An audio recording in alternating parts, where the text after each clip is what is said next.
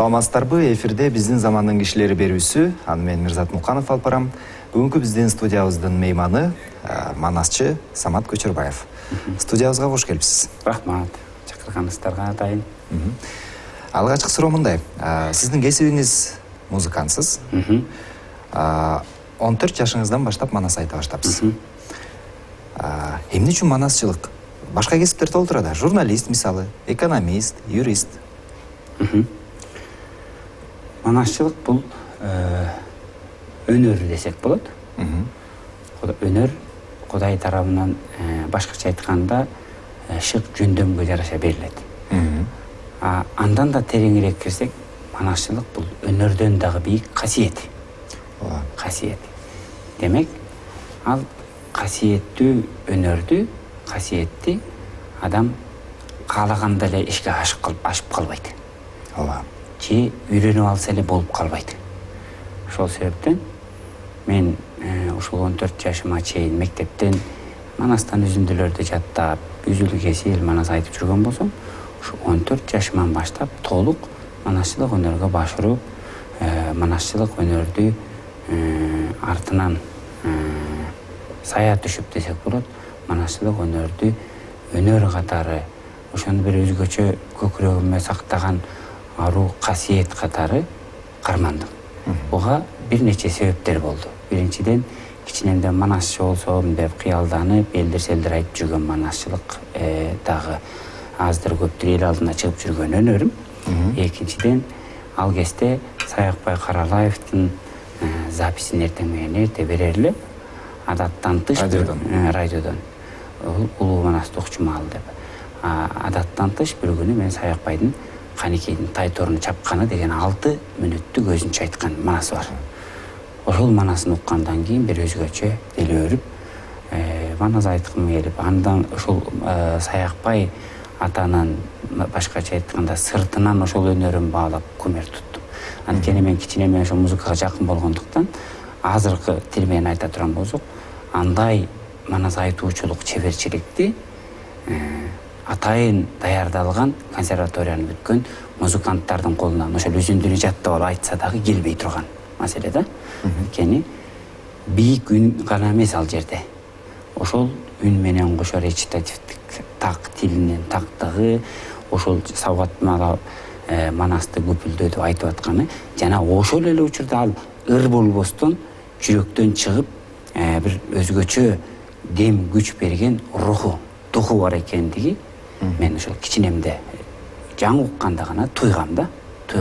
Анткени мен өзүм кыргыз болгонума ошол манасчылык өнөр деген кандай бийик экендигин, ошол өнөрдүн баалуулугу кичинекей бала мага канчалык таасир этип атканы мен азыр эстесем, ошол менин шык жөндөмөмдү андан ары ойготкон деп ойлойм да.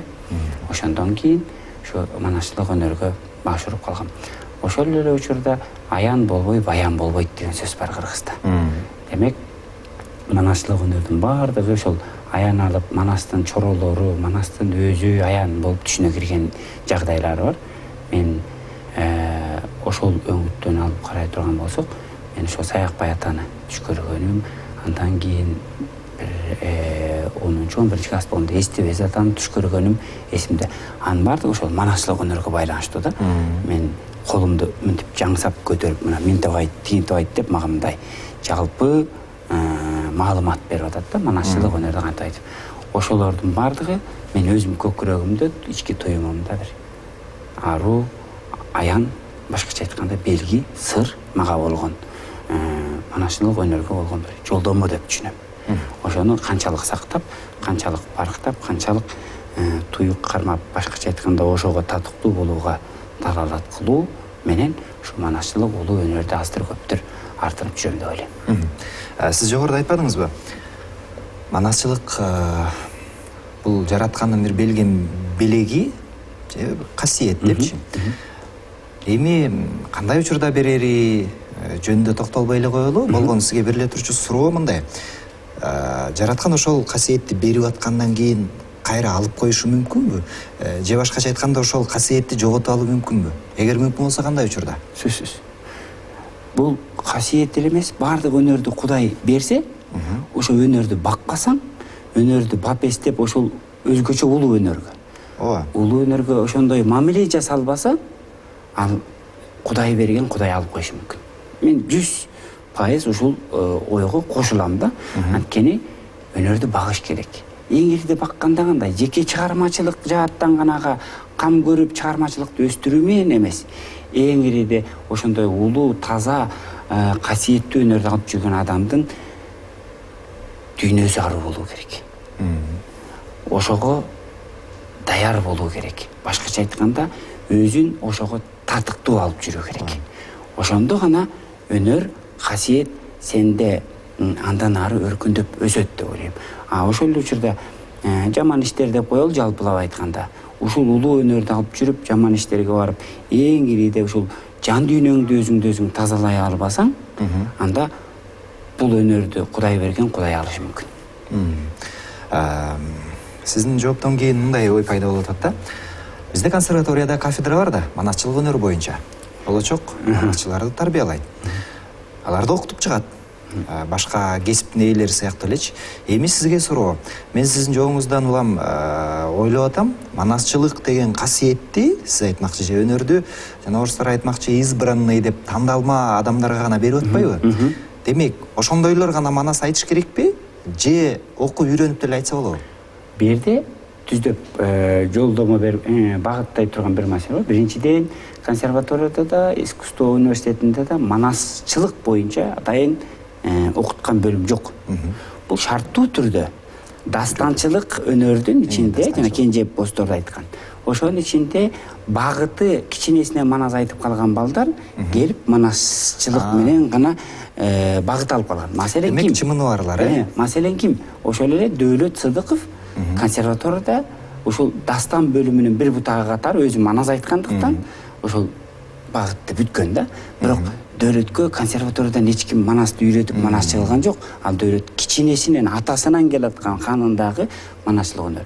Бирок ошол манасчылык өнөрүнө андан ары кеңейип, тереңдеп манасчылык өнөрдүн өсүшүнө бир өбөлгө болчу музыкалык билим, үндү коюу жана башка маселелерди кененинен жогорку билимди, башкача айтканда музыкалык жогорку билимди алды десек бул музыкалык жогорку билим сөзсүз манасчынын аткаруучулук чеберчилиги, айтуучулук өзгөчөлүгү, интонация, темп, ритм жана башканын бардыгын андан ары өркүндөтүүгө жардамчы болуп берет, себеп болуп берет. Азыр биз жарнамалык бөлүккө өтөрдөн мурда сизге бир суроо берейин, андан кийин жалпы темаларга өткөнгө аракет кылабыз. Сизге манас дастанынан сиздин жүрөгүңүзгө эң жакын эпизод деп кайсы учурду эсептейсиз? Илгери Саякбай атабыз барган жеринен тай торун эле чапкызы келип экен. Ушулар бир тай торун чаап койсом жакшы болбойт беле деп айтылбай калса, манас айтылбай калса бир кыжалат болчу экен. Так ошол сыңары мен бир эки окуяны көбүнчө мындай жакшы көрүү менен өзгөчө айтам.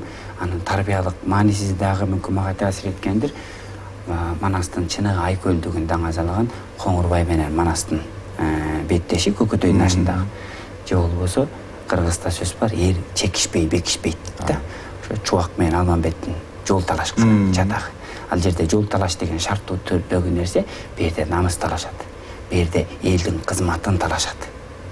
Тереңинен түшүнгөндө. Бу жерде ушул Алмамбет жараган элдин кызматына мен да жарайм деген баатырлардан бардыгы жөн эле жеке амбициясы менен эмес, ал чыныгы ал өзүнүн жолун көрүп турат да, өзү кантип керекке жараарын.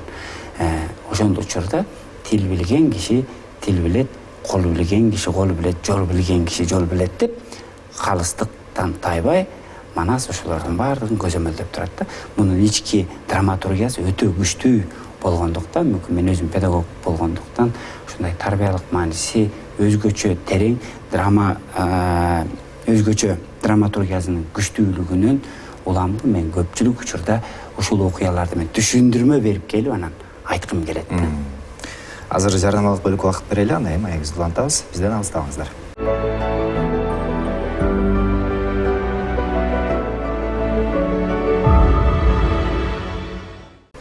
Кийинки суроо мындай. Сиз Улуу Мурас аттуу китептин түзүүчүсүсүз. анда эпостор, дастан, айтыштар, жоктоолор, терме санат, насыяттырлар, ашыктык ырлары бардыгы камтылган. Оондурлар да бар. Муну жазып чыгуу идеясы эмнеден улам пайда болду? Мен өзүм Бүйсара Бешенелиев атындагы Маданият жана искусство университетинин салттык музыка фольклор кафедрасында дастан классында сабак берем. Бул классты бир кезекте Замирбек Үсөнбаев агайыбыз түптөп кеткен. Ал класстан өзүңүз жакшы билгендей Кыргыз Республикасынын эл артисти Элмирбек Иманалиев баштаган азамат, эмгек сиңирген азамат Болгонбаев, Ал Тоткучев, Улан Качкыналиев жана башка Өмүрзак Кайыпов бир нече өнөрпөздөр өттү. Ошол кафедрада дастан бөлүмүнөн сабак берип, атайын бизде колдонмо жок болгондуктан бир нече китеп. Мисалы, дастан десе Курманбек өзүнчө бир китепте, Жанышбаев десе өзүнчө бир китепте, же болбосо терме санат десе Арстанбектин санаты өзүнчө китепте. Ошентип бир нече китептерден улам тапшырма бергенде белгилеп берип отурам. Бул жерден узун албетте. Биз концерттик сахнага ылайыктагандыктан атайын номерге ылайыктаганда белгилеп берем. Бул жерден бул жерге чейин, бул жерден бул жерге чейин, анан буну ула, анан жалпысы мына 5 мүнөттүк аткаруу болот, ушуну аткарасың. Ошентип ал балага китепти белгилеп берип, өзү менен кошо тапшырманы берип, аны бүтүп, ал семестр бүтөт дагы, кийинкиге өтөбүз. Ал китеп, ал бала өзү жаттайт албетте, өзүндө материал болуп калат, бирок ал атайын кагазга түшпөгөнүн мен белгилеп берген китеп кайра келбейт мага. Бир жылдан кийин кайра бала башка бала келет, ал башка балага дагы ушул үзүндүнү беришим керек болуп калса, ал кайра да бир башка ошондой китепти алып келет. Аны да белгилеп берем. Ушентип отуруп менде суроо жаралды. Мен ушулардын баарын ушу балдар ырдай турган терме, санат, насыят, оондур, казал, ашыктык арманыры, айтыштар, дастандардын баарын бириктирсем эмне болот деп.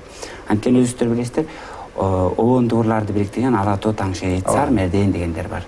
Ал эми айтыштарды бириктирген Айтыштар деген бар албетте, өз-өзүнчө.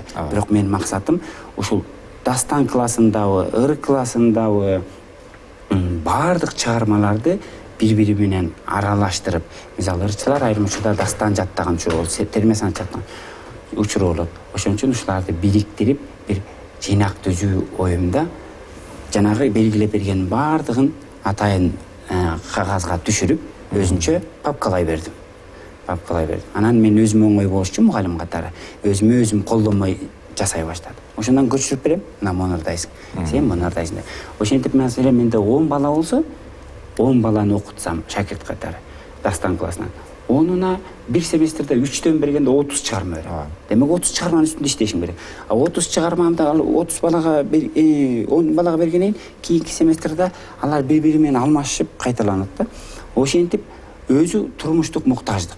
Бул мен эле педагог катары мен эле ушундай болсам, баардык мугалимдин көйгөйү ушундай. Консерваторияда деле. Анан ушудан улам топтоштуруп жүргөн барактарым топтолгондо китеп чыгып койгон ойлондум. Анан терең кенен ойлонуп, анан кийин ошентип отуруп жалпысы 5 жыл, 7 жыл аралыгында менин толук материалдарым топтолду. 3 жылдан кийин мен китеп түзүү идеясы пайда болду дагы, анан кийин топтоштуруп бир эмес, мына ошондон бери 2 жолу чыкты. 2 жолу чыкса дагы жетпей ошол өнөрпөздөргө тарады. Азыр эми дагы чыгаруу каалап коомчулукта ошол өзгөчө өнөр адамдардын арасында сурашат аябай көп. Кызыгы ошо улуу мурас өзүмдө бирөөлө калды да, өзүмдө да жок да.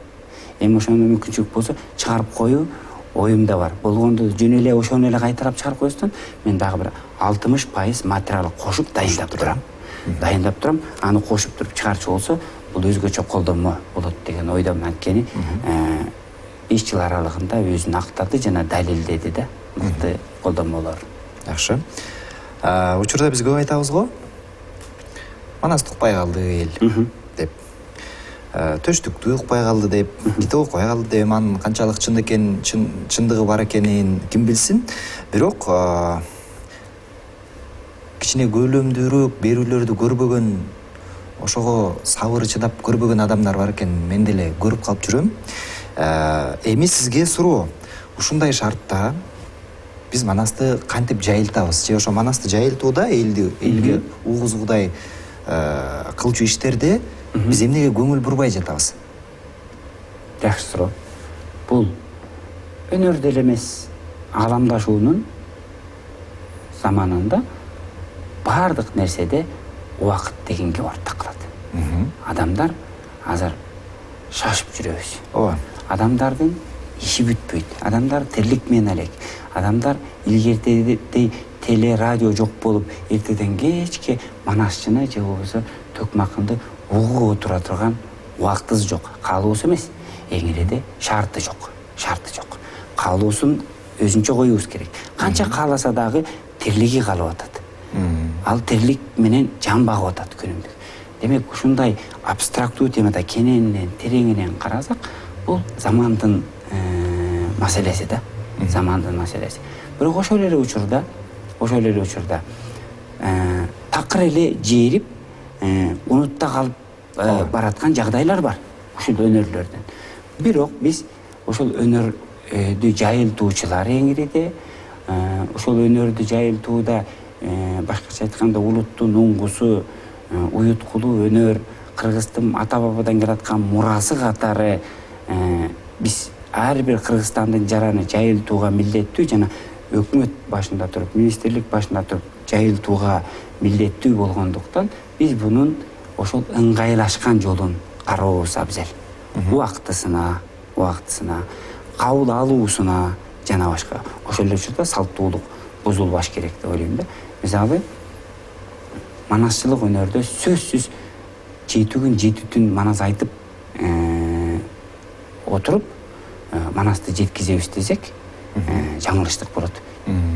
Менин оюмда бул сөзсүз керек. Ата-бабадан илгертен жана аккан сууну 7 күн тынбай айткан го, ошондой. Салттуулугунда керек. Бирок биз азыр эң иреде таанып билүүгө басым жасасак деген ойдом. Манасты мектептен баштап, бала бакчадан баштап манастыкка кызыктырып, манастагы ар бир тарбиялык мааниси терең окуяларды чечмелеген методикалык колдомолор балдарга, мугалимдерге, ошол эле учурда адабияттагы манас сабагы кандай өтүлүп атат, мектептерде манас сабагы киргизилүүнүн мааниси канчалык деген маселелердин баарын чечип, системалуу түрдө жалпы эле улуттук баалуулуктарды окутуунун бир толук программасын иштеп чыксак, анда балдар сөзсүз түрдө кызыгат. Мен ал тургай манасчылык өнөрдөн такыр алыс окубаган, кыргызча дурустап сүйлөй албаган студенттерге, жаштарга барып, манасты маңдай тескей отуруп, анын баалуулуктарын, анын өзүнүн көз карашына ылайыктап туруп сүйлөп бергенде, сөзсүз кызыгаарын билип, ал тургай жан дүйнөсү ачылып, кыргыз экенине сыймыктанып, өз ар жагында дарамети ушу кыргызчаны дурустап сүйлөй албай атса да, мекенчилдик сезими ойгонуп атканын туюп билем да. Демек, бул жерде ошол манастын мейли улуттук баалуулуктардын өзгөчөлүгүн, баалуулугун жеткизишибиз керек биз жаштарга, жаштайынан жеткизиш керек. Ал эми улуттук баалуулуктун өзгөчөлүгүн, баалуулуктарын таанып билген ар бир жаш сөзсүз түрдө буга кызыкпай койбойт. Ошол эле НТС телеканалынын Санжыра деген радиосу бар. Сиз тыгыз кызматташып жүрүсүз радио менен. Ошондо кыска манастан үзүндүлөр музыканын коштоосунда жарнаманын арасында эле чыга калып угузулуп жүрбөйбү? Эми ал баягы тырмакчанын ичинде рэп уккан жаштар жок дегенде ошо жарнама угуп атып, манасты угуп калсын деген эле тилек. Эми сизге суроо. Сиз музыкантсыз да, адиссиз. Манасты сөзсүз түрдө музыка коштобош керек деген принципиалдуу талап жокпу? Жок.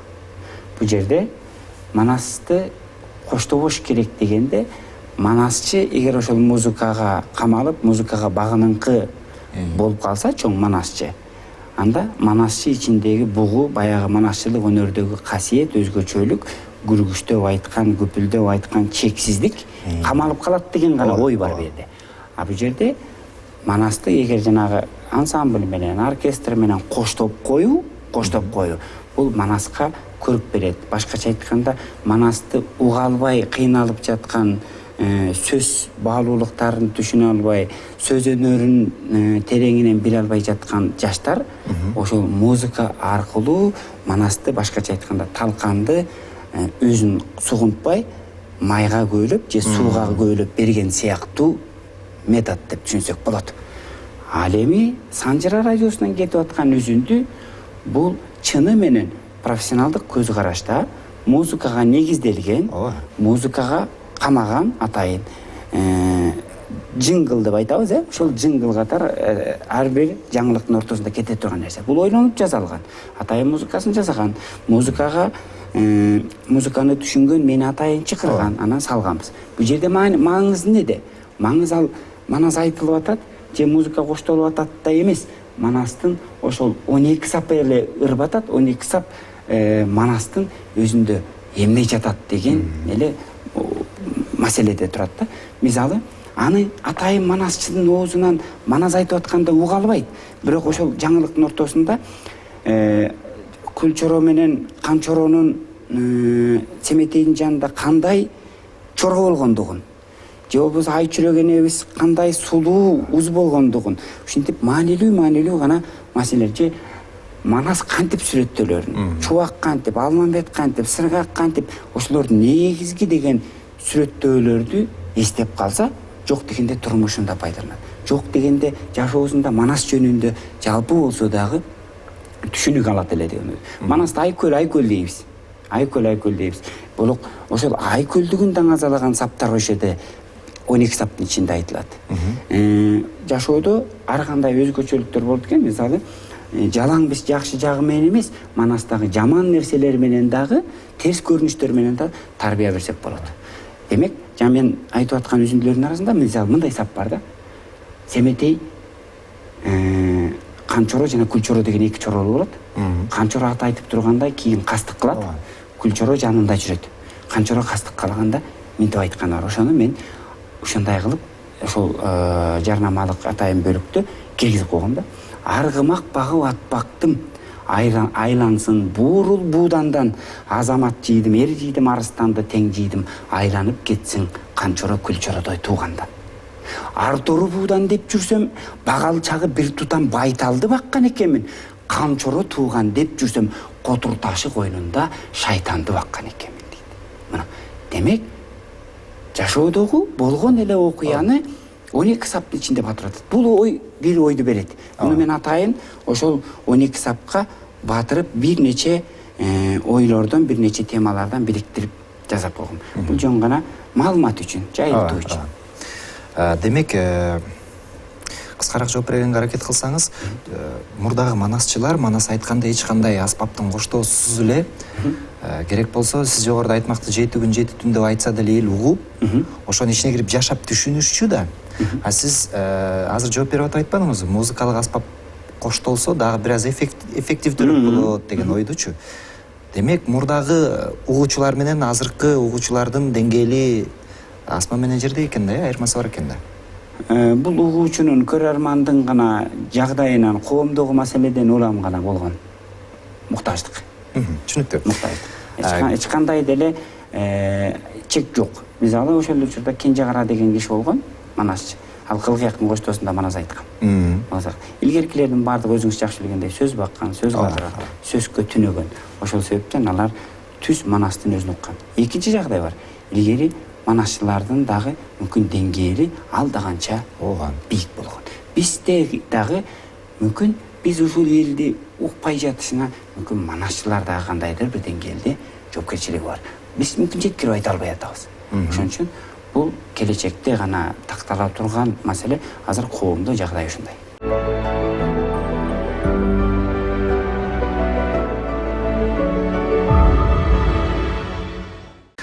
Манас кыргыз рухунун туу чокусу деп айтылбады беле?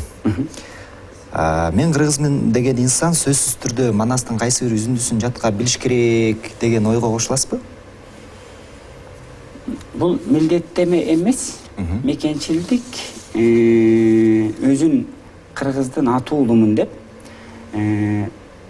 кыргыздын улуулугу менен, баалуулуктары менен сыймыктанган ар бир инсан үчүн өзүнүн көкүрөгүндөгү өзүнүн милдети катары кабылдаса болот. Өзүнө жүрөгүнө жаккан жерин. Жүрөгүнө жаккан. Ал эми жалпы кыргыз аттуунун баардыгын ушундай болуш керек деп зордоо туура эмес деп ойлойм да. Ошон үчүн эң ириде адамдар Кыргыздын чыныгы Кыргызстандын атуулу болууда ушундай улуттук баалуулуктар өзөгүн түзгөн, улуттун өзөгүн түзгөн, улуттук баалуулуктарды жайылтуу менен парзым деп түшүнүү керек биринчи кезекте. Түшүнгөндөн кийин бул нерсенин баардыгы комуз чете билишим керек, комуз деген эмне экенин билишим керек. Эң эле үч эле нерсени айта алчы. Ошол тилди билсек, мен кыргыз экенин аныктай турган тили, маданияты, ошол маданияттын башында турган манасы менен комузу, анан кийин эле өзүнүн салт сана үрп адаты. Ушул үч өзөктү карманган адам мен кыргызмын деп ооз толтуруп айтууга акысы бар. Бир жылдары мындай кадамдар болбоду эле, ошо Манастан бизге керектүү делип алынган осуяттарды мектеп жашындагы балдардан өйдө жаттатып, ошону жашоодо колдонсо деген аракет болду эле да. Ошо канчалык деңгээлде туура болгон? Туура, бирок шарттуу түрдө деп ойлойм. Мага мен Манасты мүмкүн тереңинен билген киши катары эмес, ошол 7 осуяттын баарын бириктирип бир осуят кылып айтса да болот. Ошол эле учурда 7 осуят эмес, 700 багыт түрлүү осуят бар Манаста. Ооба. Анын үчүн Манасты терең окуп, терең билүү керек. Манаста айтылгандай, бир туунун алдында биригип, сен мусулмансың, сен теңирчисиң, сен дагы бир партиядансың дебей, бир муштумдай уруп түйүлүшүбүзгө, бир ынтымакка келишибизге бизге ким тоскоол болуп жатат анда? Олуттуу суроо. Эч ким тоскоолдук болбойт. Маселе туп-туура айтасыз. Маселе Манастай айкөл адамдын жоктугунда. Манастын учурунда не жок болгон дейсизби? Биздин тил менен айтканда оппозиционер. Ооба. Аны кыргылчал менен чубак оппозиционер болгон. Көзгө чукуп айтып турган. Ал тургай аксакалы Манастын учурунда эч нерседен коркпой, башкача айтканда биздин тил менен айтканда интеллигенциясы. Президентти Манасты көзгө сайып айткан. Эй деп ошондо айтып атат. Жанагы бир гана адамды төбөгө чаап койгон үчүн, анын тагдырын талкалоо эмес, төбөгө чаап койгон үчүн көкөтөйдүн ашында жанагы аттар кайдан чабылат десе, үрбү бээрден бери чейин чабылат деп айтып ийгенде, ачууланып Манас камчы менен төбөдөн ары тартып ийгенде, кошой зекип атпайбы? Эй Манас, Манас деп койсо, дардай ат түшөт экенсиң. Үйлөп койгон чанаштай барбай ат түшөт экенсиң. Эмне болду сага? Эмне эсиресиң дегенде, Манас чай кайнам башын жерге салып отуруп берди дейт. Мына улуулук. Аксакал ошол жерден так учурунда Манасты ордуна коёт. Демек, Манас ошонун аксакалдын сөзүн аксакалдай кылып угуп, кастарлап атат. Демек, интеллигенциянын ошондой баалуу болушунда Манастын ролу, Манастын Манас болушунда ошол чоролордун оппозиция баштаган, ошол чубак кыргылчал баштаган ар бир чоронун өзүнүн орду бар болгон Манаста. Анын орду кандай? Ошол кырктын башы кыргылчал деп кыргылчал аталганынан улам ал өзүң айтып тургандай чоролордун эң аксакалы улуусу болгон. Ал согуш тактикасын эң мыкты билген киши болгон. Чоң казатка баратканда ошонун жанагындай чоң душмандар келгенде казаттагы тактикасын мамлекет үчүн Манас пайдаланган. Буудан Манас кабылам буз экен деп койбогон, алан сайын кыргылчал бузукулук ойлогондо отпойбу. Буттайын бузу ийсе да, буудан Манас кабылам буз экен деп койбогон дейт. Тиги бузукулук кылып атса да, Манастын улуулугушунда андан бийик турганда башкарган.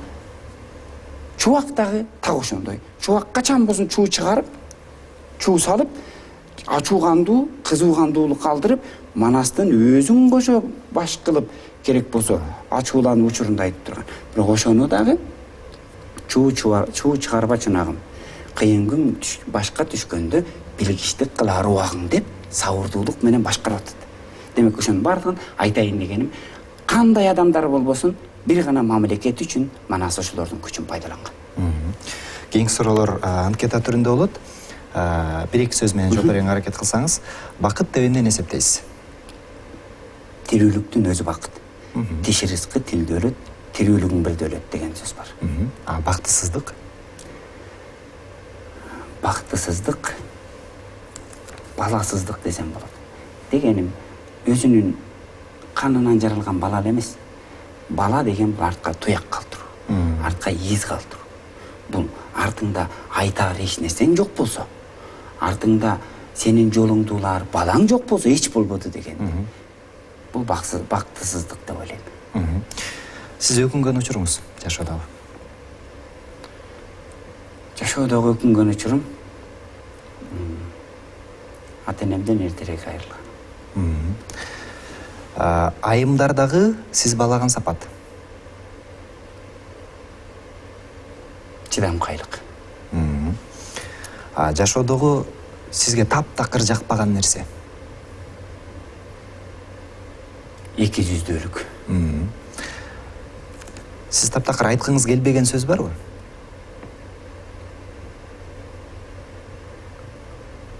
Аткарылбаган нерсени айткым келбейт. Бүгүнкү күндө адамдарды кооздоп турган сапат кайсы сапат болуш керек деп эсептейсиз? Адамгерчилиги болуу керек. Мындай оюн билдирген манасчы Самат Көчөрбаев болду. Атайын убакыт бөлүп студиябызга келип бергениңиз үчүн ыраазычылык билдиребиз. Рахмат сиздерге. Ал эми биз телекөрүүчүлөр менен коштошобуз. Кайрадан амандашканча саламатта туруңуздар.